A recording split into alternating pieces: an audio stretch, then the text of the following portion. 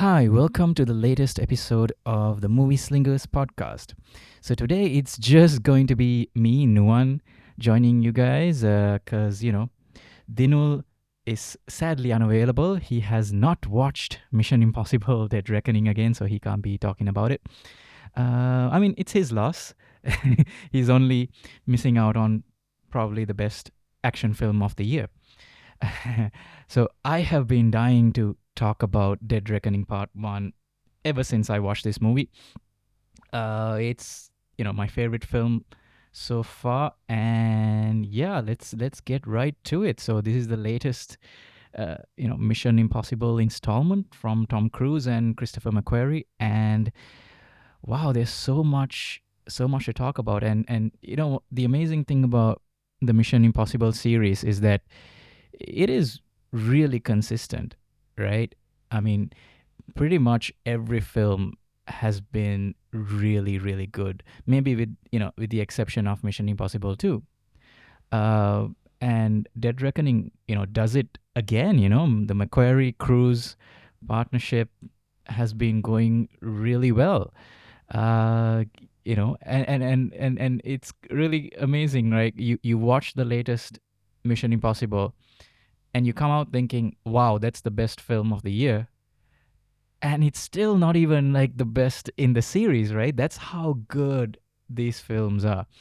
And this one is really good too. So, I mean, this starts with a little submarine sequence, which is very reminiscent of Hunt for Red October.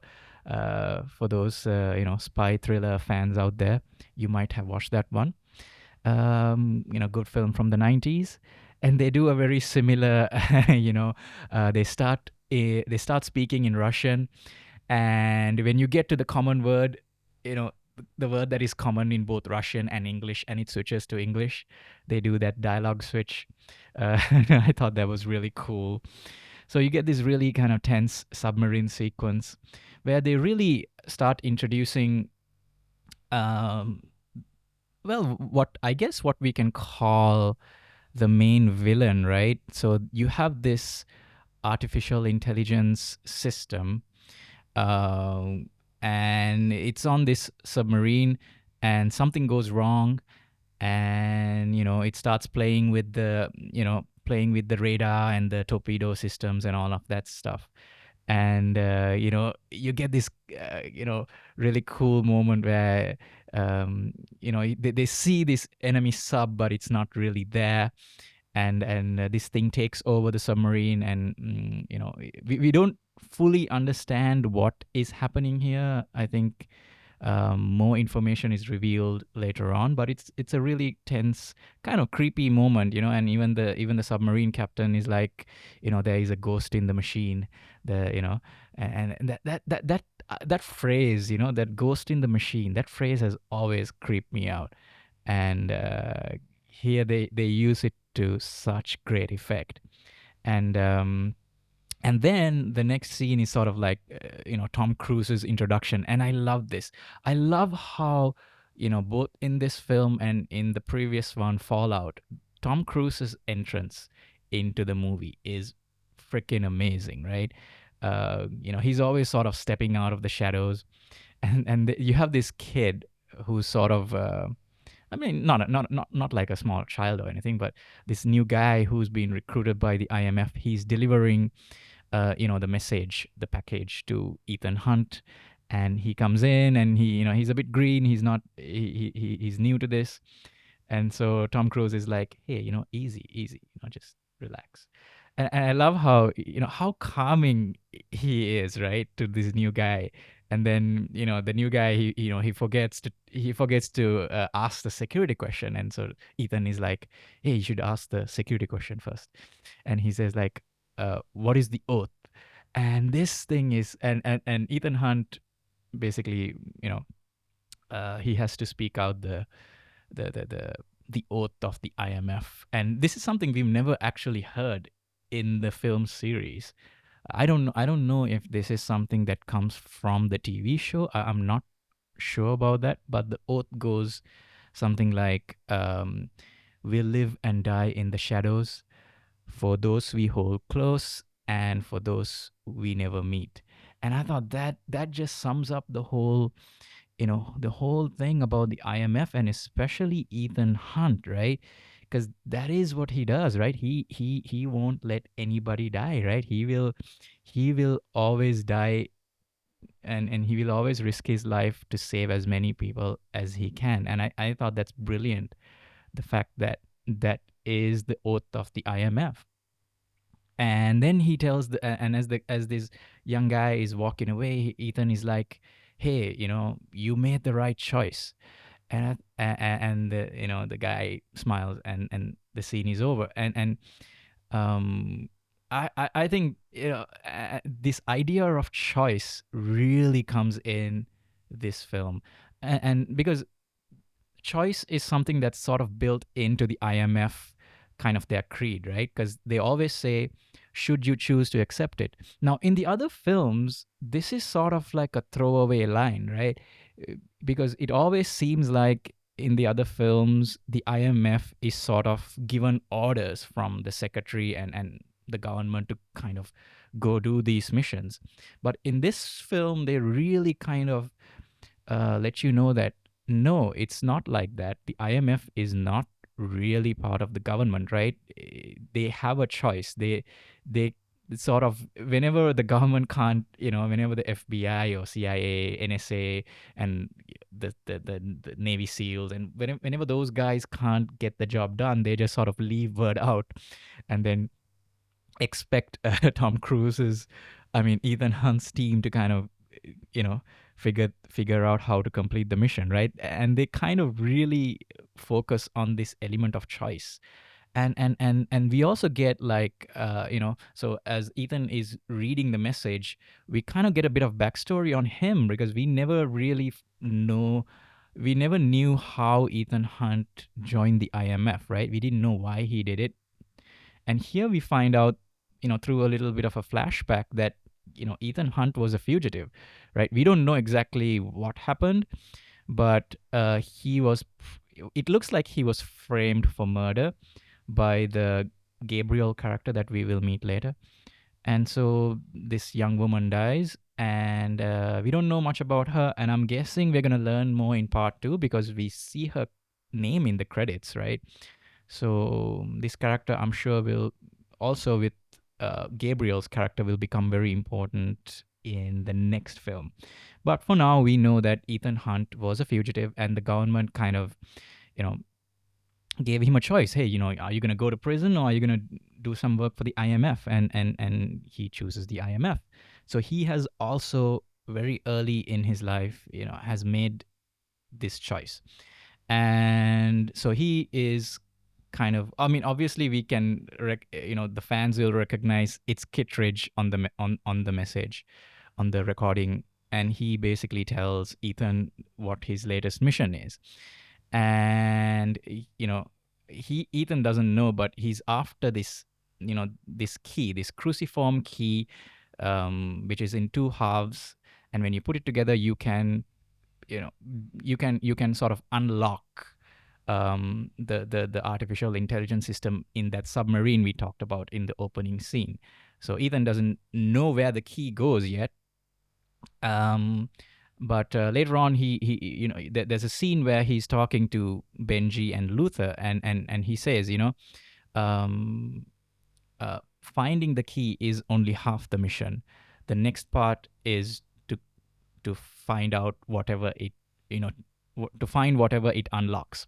And that's kind of amazing, because they basically spell out the entire story of Mission Impossible Dead Reckoning Part 1, because this is half the story, right? This is only the first half of this mission. Because and I like how it kind of, you know it kind of I mean, it doesn't spoil it, but it kind of shows that this is only half the story. This entire movie is about finding this key, and the next film, part 2, will be about finding whatever it unlocks. So I like how it kind of, the filmmakers, the writer director, they're kind of, they're kind of giving the audience a bit of a heads up. If you were paying attention, you would, I realized that. So I thought that was cool. And Mission Impossible has always kind of especially in the opening credits sequence, they always kind of spoil some of its finest moments, right? You always see things that are going to happen in the rest of the film. It shows everything. Of course, we don't see the context, so we don't really understand what we're seeing. It's only when you watch it for the second or third time that you realize, hey, that's the scene from, later on, and then you understand what it means. So the Mission Impossible films have always kind of, shown off, uh, you know, what might even be spoilers, but without fully revealing, its full effect. So I thought that was really cool. And then so yeah, so Kittredge gives him the mission. He's off, and he's, you know, he goes in search of these keys, and then we get kind of like we get like this cool security briefing thing where all the NSA and CIA and all these people are there, and Kittredge is also there, and they're giving the National Intelligence Director, Carrie Hughes' character, right? They're giving him a briefing about what this AI thing is, and this scene was, I thought, was really effective because of the way they talk about this thing, right? They talk about this AI. They call it the entity, and and even Christopher McQuarrie has talked about how they wanted this part of the movie to feel like they're telling a ghost story, right? It's almost like a ghost story. So and it is really, actually, I found it to be really creepy because they talk about how this entity can kind of distort data. So this thing has been, it used to be something that the U.S. government had control of, but they have now lost control of this thing because this thing has gone rogue. And later on, we find out that the purpose behind this entity was, it would infiltrate enemy computer systems and various defense systems, and it would infiltrate, and it would kind of disable it, and then it would self-destruct. And I thought, and then, in that latest scene, they refer to it as the perfect covert operative. So it's basically a digital Ethan Hunt, right? It's a secret agent that, you know hack accesses something, covertly, and then disables it, and then, leaves without a trace, right? So it's essentially the AI, the entity, is sort of like a digital Ethan Hunt. So I thought that's cool that, uh, it takes that kind of form. And just like Ethan Hunt, the entity has gone rogue, right? Because that's what Ethan Hunt does in every film. And we also find out later on that Ethan Hunt is probably the only thing the entity is scared of, which I think is hilarious. Like, the one thing this kind of, this very powerful AI, the only thing it's scared of is Tom Cruise, right? Which is, I find that to be really funny. But anyway, this entity, they talk about how it has hacked everything. It has hacked all the major financial systems, the surveillance systems. It has hacked, it can go on social media and kind of, change the narrative of what people are talking about. And now it's going to target their data, right? It's going to target the data, not just like on social media, but on, like, the intelligence services, right? So so our concept of what's true and what's false, what's a fact, what's fiction, our concept of that can be distorted by this AI. So this thing can basically, you know change the way people think, right? And it can hack in any system and cause chaos, right? Our banking systems, our financial systems. And it also can, dig up, like, you know all kinds of stuff about people, right? And it can blackmail people. And today, because you have like stuff like cryptocurrencies and all these payment systems, right? So this thing can actually pay people to do its bidding, right? It can send money and tell people to do things, and you wouldn't even know you're working for an AI, right? And it and I thought all of this, right? All of this stuff is really creepy. And we even see later on, we see like stuff like, it hacks into various systems, and it can make people disappear on surveillance systems, right? So CCTV cameras, if the entity is protecting somebody, that person will be completely invisible. We see it do that, right?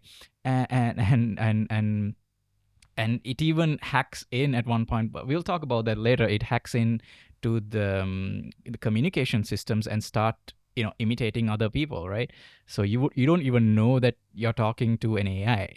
And so I thought, the whole idea of going into AI is such a you know interesting move, from the writers and the filmmakers. And also, it's very timely, right? Because all the chat GPT stuff started last year, and it's still going on. People are still talking about AI, and you have now, all the writer strike and the actor strike going on these days, and AI has a lot to do with that as well. So this is, right, really relevant, very timely, and I'm glad that the Mission Impossible series is kind of tackling this. And to be honest, like, this is way scarier than nuclear weapons, right? Because in the past Mission Impossible films, you've always had these crazy villains who wanted to acquire nuclear weapons for their, apocalyptic ideas. They wanted to blow up the world and stuff like that. But yeah, I'm personally not very scared of nuclear weapons anymore, because I seriously doubt anyone on Earth is that crazy, right? Nobody is that crazy. It's not, I mean, sure, back in the Cold War days, yeah, there was a people were scared of it, but nothing happened. Nobody's ever gonna launch nuclear weapons, right? Um, so that's not scary anymore. What is scary is AI.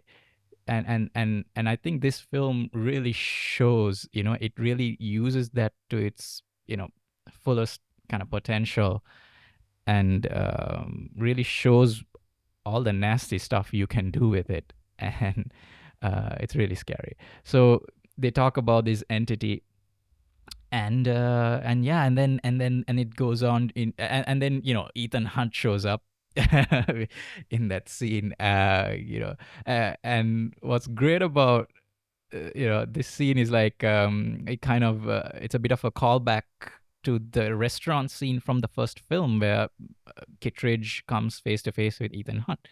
And of course they do the angles, the camera angles, which is a bit of a, callback to the Brian De Palma film. He loved those angles. So McQuarrie does that as well. And of course, there's that famous line from Kittredge, "I understand you're upset." So I laughed when I heard that for the first time. And so they have this talk, and Kittredge and Ethan Hunt have a little talk, and Kittredge, and this scene actually, really shows off something that I noticed in this film, is that McQuarrie really sets up a lot of things in the background. Like, he sets up characters, he sets up props, he sets up so many items visually, so that, he sets up certain things that are not important yet, but they will become later on, right? So he sets up this guy in the background, and we don't really know who he is. He just walks into the room, and you know and he's doing something, he's up to something. And at first I thought, maybe is he somebody who's working for the entity, what is going on? And he's in the background, and you realize, okay, he's actually Kittredge's guy.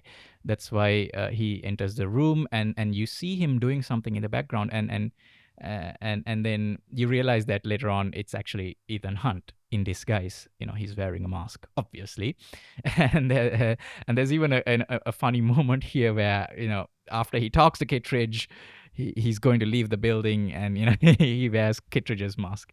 So I thought that was cool. And Kittredge looks really annoyed at that. So that was cool. But again, going back to the part where McQuarrie sets up things, right? So there's a bit of foreshadowing here, right? So he says, Kittredge tells Ethan that this mission is going to cost him, and I like how that. And as he says that, in the background you see slightly out of focus is Ilsa's image on the screen, and that is exactly, you know, what's going to cost, it's going to cost Ethan dearly, right? So it's going to cost Ilsa's life. That's sort of some foreshadowing there. And similar to that, there are so many things that as we go through this movie, we see all the time. I'll talk about it as we go through each scene. But yeah, I mean, that's some amazing filmmaking by McQuarrie. He sets up things visually so that, it's established in our mind, so that later on when it becomes, when it's time to play its role, we understand what it is. And this is great for like action filmmaking, especially, right? And then we go on to, like, the Abu Dhabi sequence. And here we are, introduced to Luther and Benji come in. And obviously, like, this, they have great chemistry, right? I mean, it's amazing. Obviously, I'm a big Simon Pegg fan, and Ving Rhames is great as well.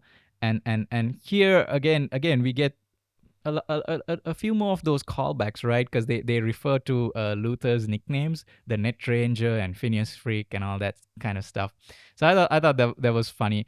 So there's actually, this film has a lot of callbacks to the first Mission Impossible. But what I love about it is that all of these things are not just there for nostalgia, right? They actually play a role. Like, you have Kittredge. Kittredge is not there just so that people can go, "Oh, hey, it's the guy from the first movie." No, no, he actually plays an important role, and he's good. Like, Henry Czerny in this film is really good. Like, there's this scene where he is kind of, in that scene at the security briefing scene, he's telling Ethan the importance of getting these keys and why the US government needs to take control of this entity, right?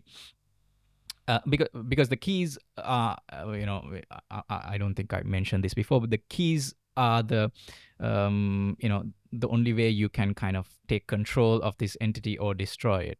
That's what everyone believes. So every country, every government is trying to acquire it. And so he's trying to stress the importance to Ethan, and you can see Henry Czerny's eye twitching, like when he talks about how, the next war is not going to be a cold one. It's going to be a shooting war.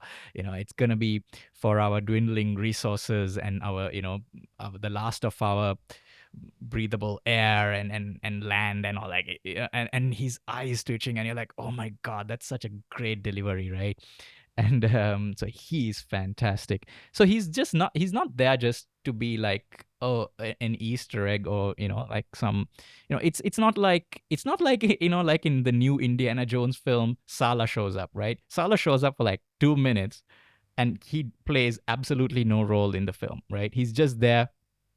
Same thing with Marion, right? It just shows up for like one scene, and just so people can go, oh, hey, it's that old character from the old movie. No, Kittredge is not that. Kittredge is actually very important, especially when you're talking about the choice, theme of the film. So, and also, like, you have, and also in the Abu Dhabi sequence, you get a little callback with the magic tricks that Ethan does. But again, it's not just kind of like a callback. It's actually like a functional part, because you know it's showing that, okay, he's good with sleight of hand, but then Haley Atwell's character is even better, right? so so they do this they do a lot of this magic trick thing, but it's so funny every time he does it, every time Haley Atwell does it as well, right? It's so funny to watch. I like it.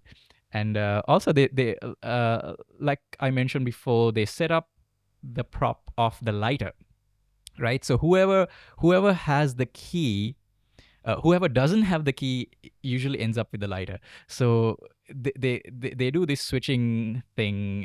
It's hard to describe it on a podcast, but basically they set up the idea that if you have the lighter, that means you don't have the key, and so there's always a lot of pickpocketing going on in this film. Lots of magic tricks and sleight of hand stuff, and but I like how the lighter is introduced at this point to kind of visually kind of represent the idea that okay, if this person has the lighter, they don't have the key, right?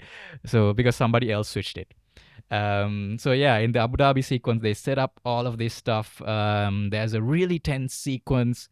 Benji has to defuse this bomb, and the entity is sort of you. So the only way to defuse the bomb is by answering questions and answering these riddles and stuff.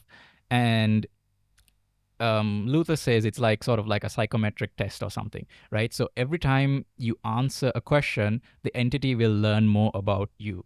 So I thought, that's kind of again really scary, right? It's sort of like those BuzzFeed quizzes, right? Where it's just a ruse, right?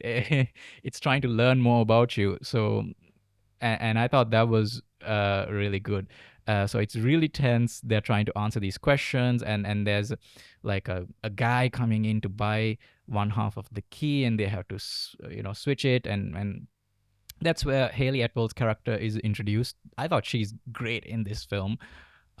She's like a thief. I mean, she's essentially Catwoman, right? She's essentially Selena Kyle. She's a thief. She's in it for the money. But she is set on this, this course throughout this film, and her whole arc, I suppose, is sort of there. Like, it's supposed to represent what Ethan's arc would have been before he joined the IMF. So I'm guessing that's why her character is here. And I love how you have these two other characters, Shea Wiggum and Greg Tarson Davies, who are sent by this. I'm guessing they're sent by Kittredge's people. They're also trying to hunt down Ethan Hunt, and I love how Shea's character kind of he's briefing his team about Ethan Hunt, and he says that this guy is really dangerous, and don't for your safety and everyone else's safety, don't consider him to be safe until you drive a wooden stake through his heart, like kind of implying that Ethan Hunt is like a vampire, which is funny because Tom Cruise did play a vampire in Interview with the Vampire. So I thought that was really really funny. So there's this, Abu Dhabi. It's not action, but it's mostly a lot of sneaking through the airport, trying to avoid the CIA guys coming after them, and that's where they first Ethan Hunt comes across Gabriel, Asa Morales' character, who was also, I'm guessing, responsible for Ethan's, Ethan being a fugitive and whatever that happened in his past. So they set up that, and it's the first encounter with the entity. And I thought this scene was really cool, and there's a lot of humor as well, right? There's a lot of humor, and that's what's amazing about this film, right? It's very suspenseful. The action is great, but it's also funny. And you have this, you have a Luther kind of tricking the CCTV system. So the CIA guys are trying to find Ethan, and they're looking at all these other people. They're sent astray, and there's a great moment where Shea Wiggum's character is sort of like he thinks Ethan is wearing a mask, but it's this normal guy, and he's trying to pull off the mask, and it's his real face. That was really funny to watch. So yeah, and this sequence kind of ends with Haley Atwell, Grace. She makes off with the key, and then how does Ethan realize he doesn't have the key? he looks in his pocket and he finds the lighter, right? Like I mentioned. Um, so yeah, so she makes off with the key, and now he's going after her.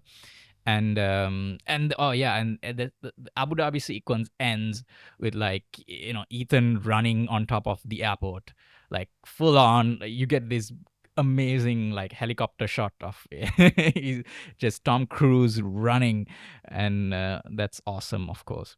And then, the next sequence is in Rome, I think. Yeah, I think it's in Rome. And Haley Atwell's character has been Grace has been kind of the authorities have captured her, and Ethan comes in as her lawyer.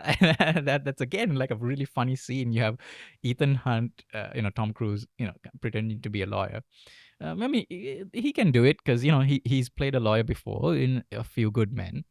So that was really again, like, really funny to watch. And then they kind of escape from that scene, and they Haley Atwell, Grace gets into this car, Ethan on a bike, and they're chasing. And then you have Palm Clementive's character. I think her name is Paris, which, um, as far as I know, that is a reference to Leonard Nimoy's character from the original TV show. So she's that's a bit of a nod. And Palm is amazing. I love her in this film. She's so great, so much character, and with such little dialogue too, because she's sort of like a mime. She's like a French mime, something like that. I mean, she speaks a few lines, but it's mostly her performance is mostly, um, you know, very physical.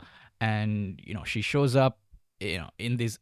She gets into this armored vehicle, right? And she's chasing Ethan and Grace, and you can tell that she is having fun, right? There's a scene where she runs over these motorbikes, these parked motorbikes, and she is like, you can see how much joy is in her face. So she's working for, so her character Paris, she's working for um, Gabriel.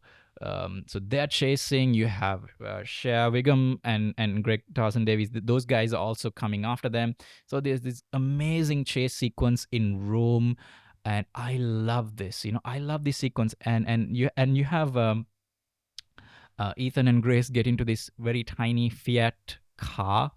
It's really tiny and it's zooming around, but it's really fast too. And this thing is so funny. And there's a lot of wacky slapstick humor in this, and it has this kind of, the kind of joy, this kind of childish, you know joy, in every kind of moment, right? And the filmmaking is also so clear, right? You can see everything in such great detail. It's so beautifully shot. And like I said, McQuarrie sets up so many things in the background. You can always tell what's going on, right? You can see everything so clearly. And I think this is probably one of the best kind of action scenes, that remind me of, Spielberg's filmmaking in the Indiana Jones films, right? Because those films, especially the original Indiana Jones films by Spielberg, they have really crystal clear looking action scenes. They're very simple, very energetic, and there's humor, right? There's humor. There's comedy bits happening all over. There are so many funny moments, and that's what Tom Cruise and McQuarrie and their team has done, right? Because the humor is always there, and this tiny car, I think, it really kind of is the highlight of this scene. Like, they go down this kind of very famous staircase in Rome. I think the latest Fast and Furious film also had a chase sequence down that very same staircase. Now, of course, I think Mission Impossible does it a little better because it's has much less CGI. It's more or less, practical stunts. So they do this really cool thing, and then there's this moment where Tom Cruise was gonna drive, right? But then, I mean, Ethan Hunt was gonna drive, but then the car flips over, and then you have Grace in the driver's seat suddenly, And then so she's not as good a driver as Ethan, so she's zooming around this fountain, and it's hilarious. And I have to tell you, like, guys, right? I, every time now I've rewatched this film a bunch of times. Every time I rewatch, this scene gets the best laughs. And I think other than Barbie, I think this movie got the biggest laughs, you know, out of the audience, right? I think after Barbie, this is the funniest film of the year. And it's not even known as a comedy film, right? It's an action film. It's an action spy thriller film, but it's so funny. And that's the great thing, right? It's always this film, even when, I mean, it has its serious moments from now and then, but it's always having fun. Um and I think it's brilliant, brilliant filmmaking by Christopher McQuarrie. And this sequence kind of ends, uh, you know, Grace going off again, kind of outsmarting Ethan Hunt, and leaving. And then we get to the Venice sequence. So you get this club sequence where, again, all the different characters in play, they are all meeting up. And you have the White Widow, played by Vanessa Kirby's character. She's there with her brother Zola. Gabriel comes in, Grace is there, Elsa is there, everyone shows up, right? And I really love this scene because, for a number of reasons. One, you have, like, the entity sort of introduced, like, so there's this sort of, I find it very, very funny, but it's also really cool. So the entity apparently arranged the whole party, right? And there's a great, play on words. This film has that in spades, right? So they say, that interested party arranged this party. And and they go on and on like that, right? Like, for example, they say, oh, the key to world domination is a key. And I can just imagine Christopher McQuarrie, typing this stuff, and just, having a laugh, right? Even in, like, in that submarine sequence, I remember somebody says something like, we are now at the state of the art of war. And this film does a lot of that kind of play on words type of stuff. But anyway, it introduces the entity. And there's this scene where, Ethan Hunt realizes that the entity is here, right? It's listening in, it's watching everyone. And he gets up, and around this nightclub, there are these LED screens, and there was this sort of visualization thing going on, right? There's this graphics going on, and apparently that's the entity, right?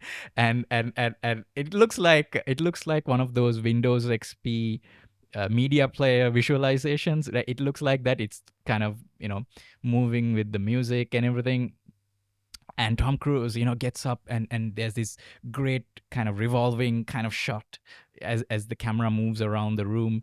And he's like, this is it. It's the entity. And it's this, like, very dramatic moment, but it's also kind of, I find it a little funny as well.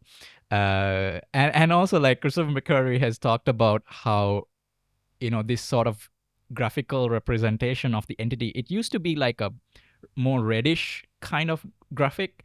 And then somebody pointed out that that looks like the eye of Sauron, and so they changed it to blue. So now I can't unsee it. Now it looks like the eye of Sauron, but it's blue. But I thought that's really cool, like that, kind of have, Ethan Hunt, you know um, come kind of almost like face to face with the entity. And they even, like, and then that's where you realize that, the entity is probably scared of Ethan Hunt. I thought that's really funny. And and so again, you get this very tense scene where all these characters, they all want the key. And the key. And so one half, we find out, is actually with the White Widow. She has already found one, and so she hired Grace's character to steal the other key from Ethan, right? That's why Grace was there. And so we find out, and then everyone is like, okay, why is Gabriel here? Gabriel is like, oh, I'm not here for any key. The key will lay at my feet tomorrow on this train, on the Orient Express. And okay, just jumping ahead for a second, that is exactly what happens later on in the train sequence. It will lay at his feet.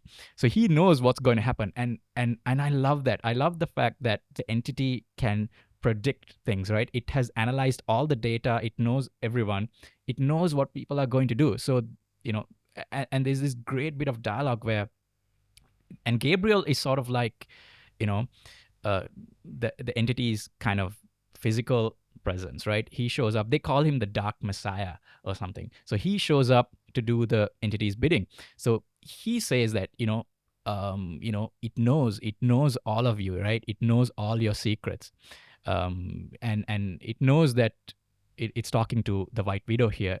It knows that you have chosen your suitor. It knows who you're going to give this key to, and I thought that that is really scary, right? And you can see that usually Vanessa Kirby's character, the White Widow, Elana, right? She is usually very calm and cool, right? She's usually in control, but in this film, for the first time, you see her kind of losing it. You see her freaking out, right? So I thought that's brilliant. And then um, and Gabriel says that you know he also says that somebody is going to die, right? It's either going to be Grace or Ilsa, and Ethan will have to choose, right? And again, this film is kind of jumping ahead and letting the audience know, okay, exactly what's going to happen. It tells exactly what's going to happen. But the thing is that this is what's amazing about Dead Reckoning, right? The film is so entertaining in its moment to moment that you kind of forget that it has already told you what's going to happen.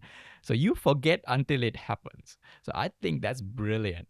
And so he's telling all of these things, and you know it basically lays out that, okay, Ethan, you're going to have to just like what Kittredge said in the beginning, this mission is going to cost you.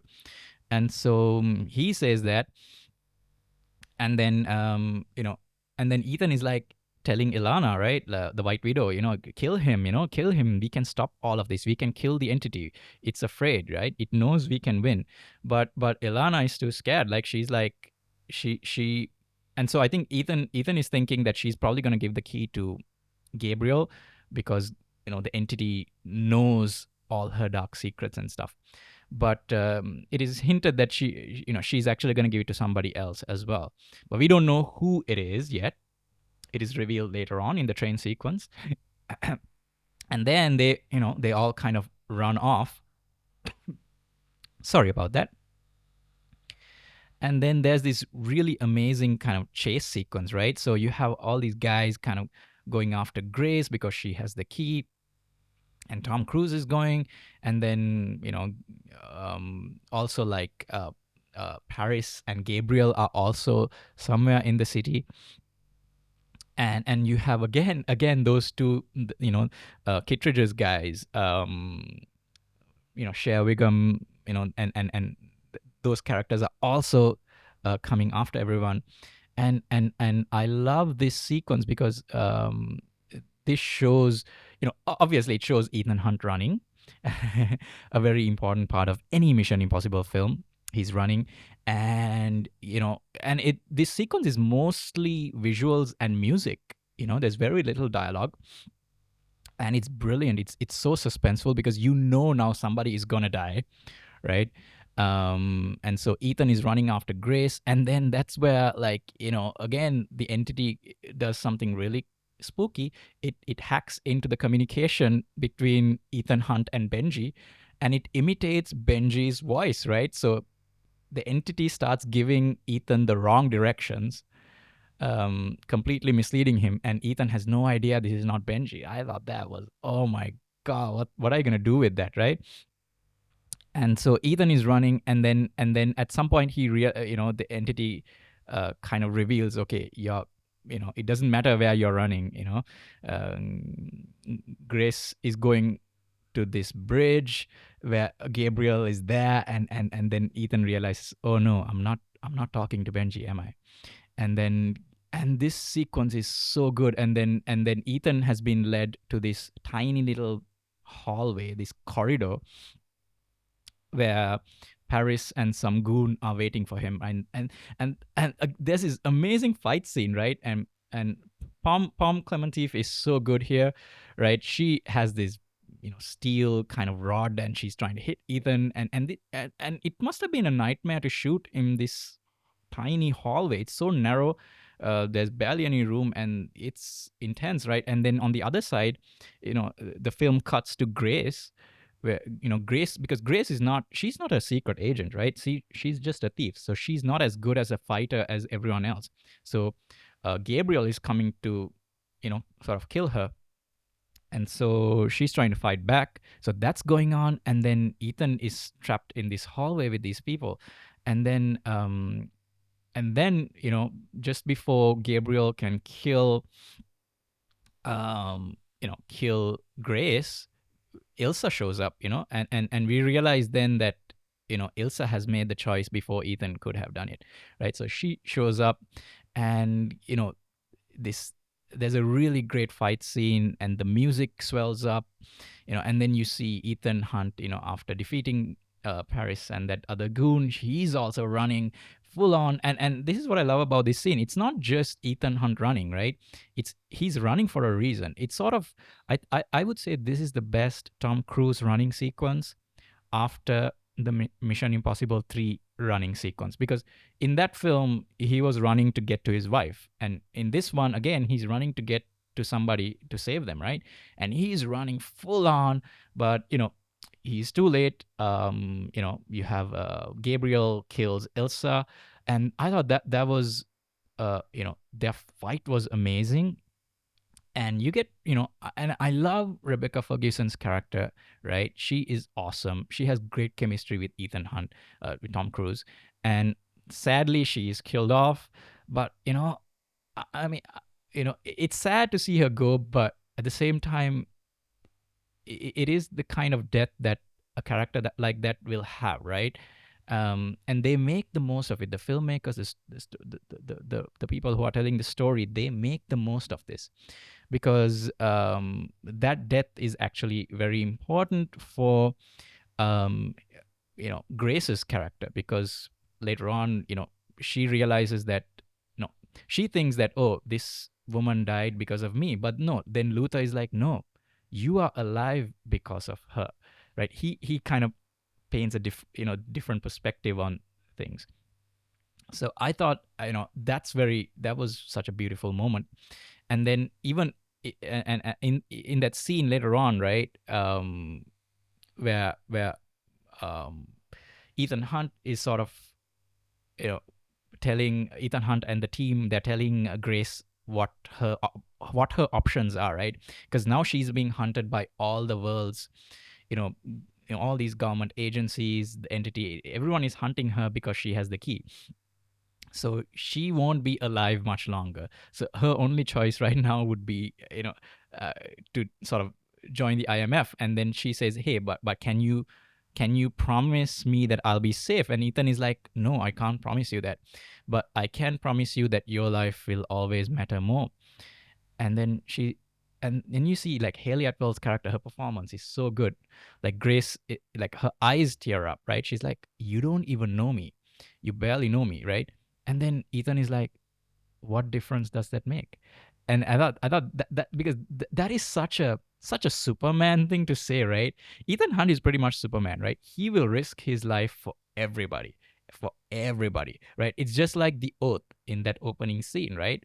He will risk his life for anybody, and that's exactly what Ilsa has also done, right? Because Ilsa, gave her life to save Grace, right? And I mean, they barely know each other, but she will do it for, to do the right thing. And I thought that was brilliant. And Haley Atwell's performance, upon hearing that, is also great. And they sort of, the team convinces her to join them, and then they go on the final kind of mission, right? The final part of the mission, which is the Orient Express, this train where this deal is gonna go down, where the White Widow is supposed to hand over her both the keys. I mean, she only has one right now. So they have this plan. Ethan has this plan where him and Grace would impersonate the White Widow and her brother, and they would make the deal with the buyer.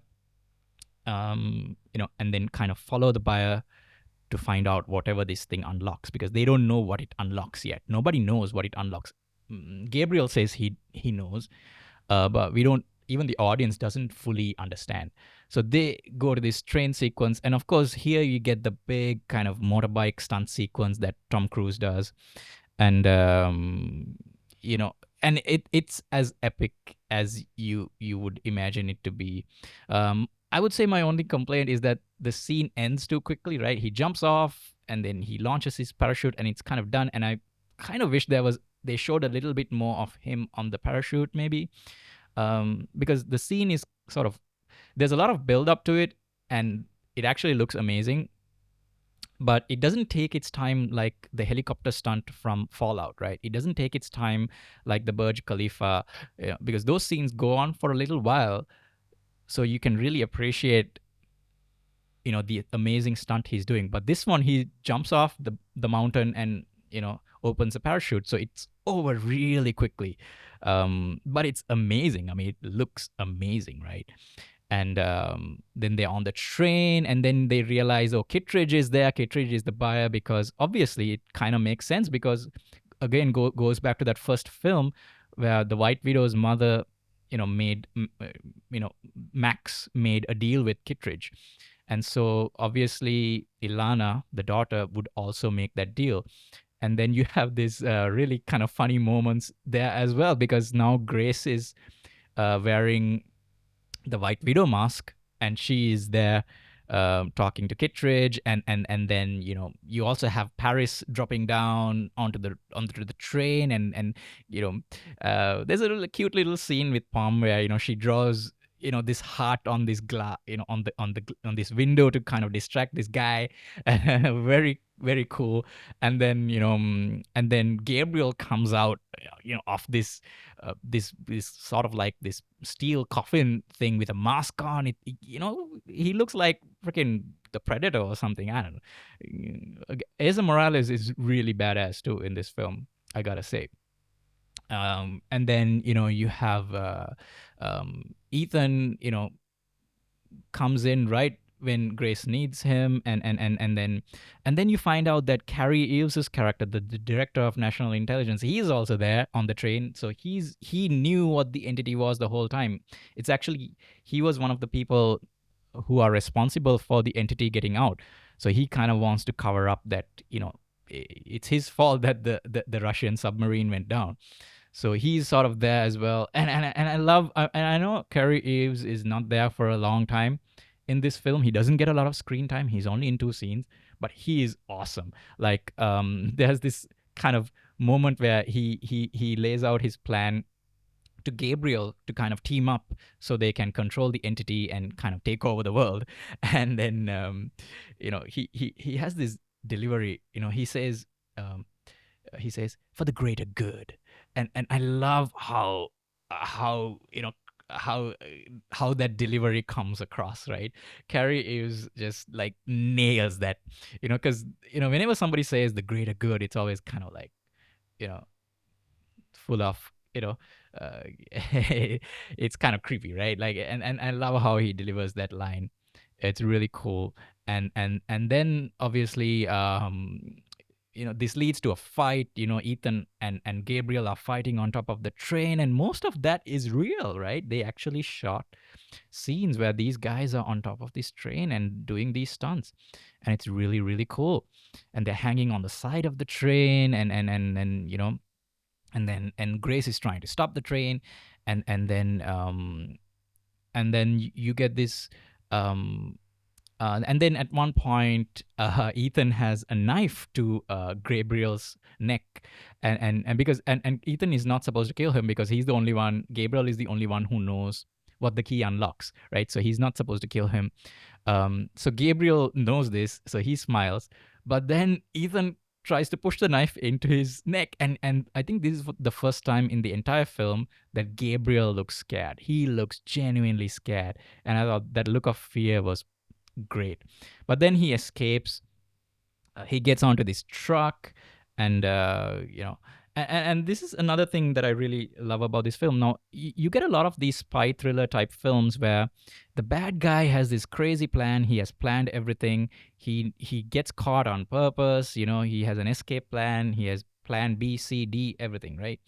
But it's always kind of funny. It's laughable because it's not realistic. But I think in this film it works, right? This crazy genius idea, plan, it works in Dead Reckoning because it's actually the AI that has considered all the different variables and different options, and it has analyzed all the people. It knows what kind of decisions people will make, and uh, you know, it has accounted for everything. So I thought that was real. This is the only film where that kind of crazy, insane, genius plan, it makes sense. It makes perfect sense in this film. So Gabriel has an escape. He gets out, but not before, like, he sets off some bombs.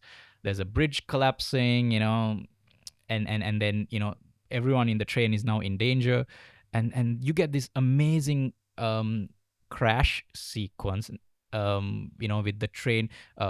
The engine of the train actually goes, right into the right down that bridge, the broken bridge, and I think they shot that for real, in a different location, but they did shoot it. And then you get this sequence where Grace and Ethan are like, they're trying to run through, the carriages of the train while each one is going down the uh, the collapsed bridge. And it's this sequence is sort of like, imagine a live action Uncharted sequence, right? This is the closest thing that comes to it.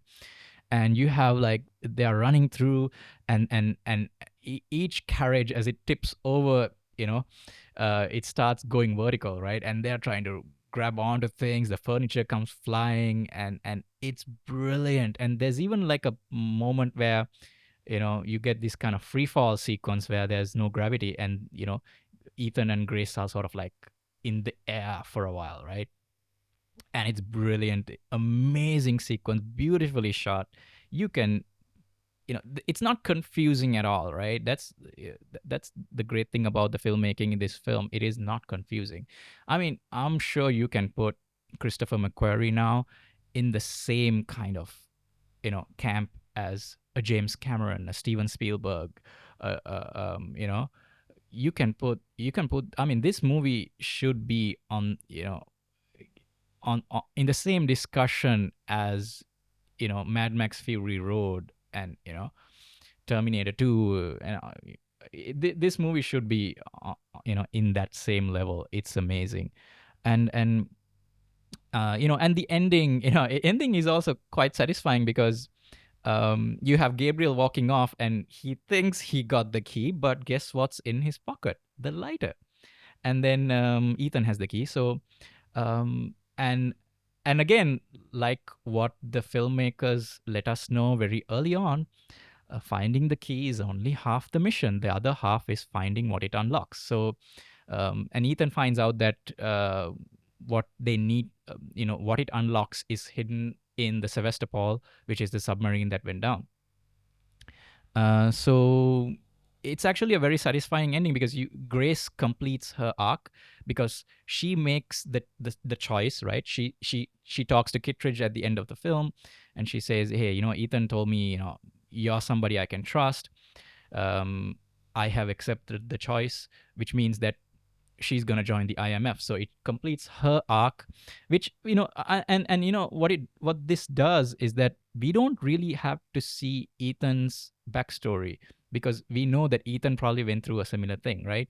Luther went through a similar thing. Benji probably, even though we don't see it, probably went through a similar thing. They all go through something and they end up in the IMF, and we see sort of, in a way, everyone's backstory in a nutshell, through Grace's arc, and I thought that's brilliant. And she joins the IMF, and I'm sure all of these characters, right? Cher Wiggum's character and his partner Kittredge, all of these people, I'm sure gonna show up in the next film, and I cannot wait. I cannot wait for Dead Reckoning Part Two. They've already shot parts of it. As far as I know, there's some more to be done, but I think sadly because of the strikes that are going on, it will be delayed.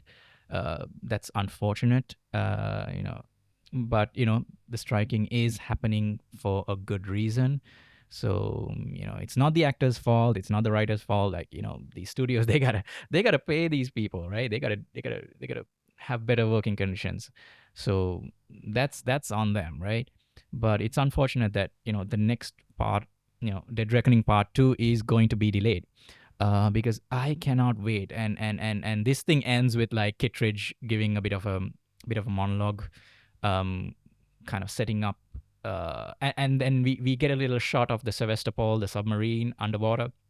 So I'm guessing, if I had to guess, Tom Cruise is probably gonna do some kind of stunt where he's going to swim underwater, and maybe they're gonna have like a set built underwater to shoot the submarine scenes, because he's obviously gonna be breaking into the submarines, right? So I'm sure that will be one of the stunts he's going to do. He's gonna be swimming underwater, so that's going to happen. And inside, we also know that inside this submarine will be like an early version of the AI, right? Not the entity, but an earlier version of the AI, which has maybe assimilated the Russians. The Russian, because the Russian submarine also had an AI system on their own, so this may have assimilated that. So, and there's also a very interesting thing in that Ghost Story mission briefing sequence. Um, they mentioned that the AI has multiple personalities. So I'm wondering, is the AI, the earlier version of the AI inside the submarine, is it going to be different? Is it going to be a different personality than the entity? Like, are we going to get multiple versions of the entity? And there's also a part where Luther goes off, right? When Luther goes off, he takes this hard drive, which he says he thinks contains a trace of the AI, the entity. So he's trying to figure out a way to shut down the entity as well. So are we gonna get, because of all these different versions of the entity, right? The AI, are we getting different personalities, different AI? Like, are they going to be fighting each other? What's going to happen? Is there going to be a friendly AI, right? Is what I'm thinking, right? Is one of these entities going to be like on the side of the good people? Like, is it going to be on Ethan's side? And is Ethan not going to kill it? What's going to happen, right? So there's a lot of possibilities, and I cannot wait. Um, yeah. So I cannot praise this film enough. Like I said before, it's my favorite movie of the year. I've already watched it so many times, and I wish more people would watch it. It's kind of unfortunate that it got released just a week before Barbenheimer, which took all the attention. I feel like this movie deserved like another week on its own to kind of get people to watch it. But people are watching it, because every time I go back to rewatch it, it has always been a full theater. It has been a full movie theater every time I've gone to rewatch this thing. And even on, like, I'm not talking about Friday night, Saturday night. I'm talking like Monday evening, Tuesday evening, right? It's packed. So people are going to it. It's just that, Barbenheimer is still killing it. So yeah, of course it's not their fault. But I do wish more people would watch Dead Reckoning Part 1, because it is amazing. So I hope you guys have watched it. I hope you guys enjoyed this podcast session. It's just me on my own. This is actually the first time I'm doing a podcast on my own. So I hope you guys enjoyed listening to me rant on and on and on, about how much I love this film. So I'm guessing Dino will be back next week with, he's going to be doing a podcast as well. And maybe after that we'll do one together again. So yeah, so we're gonna be doing a few more of these podcasts on our own, and then we're gonna team up on some movies. So it's all gonna be it's gonna depend on whether we have the time to meet up, or whether we can do it on our own. So let's see what happens moving forward. So hope you guys really enjoyed this episode of the Movie Slingers podcast.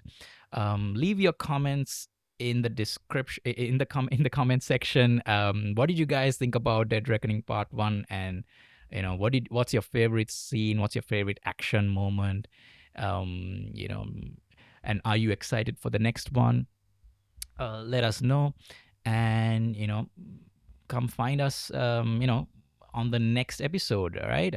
So see you guys. Hope you have a good week. And go to the movies. Get your popcorn, go to the movies. It's an amazing time to go to the movies. I keep telling this every week. It's an amazing time. You still got Mission Impossible there. You still got Barbenheimer, and you got a bunch of horror movies. I heard that Talk to Me, this A24 horror movie is really good as well. I gotta go check that out. There's a new Rajnikant movie. I was thinking of watching that as well. Let's see. And Blue Beetle is coming out, which is starting to get some hype right now. So yeah, go to the movies, right? And let us know. Let us know what movies you want us to talk about, and hope to see you guys next week. See you guys. Bye bye.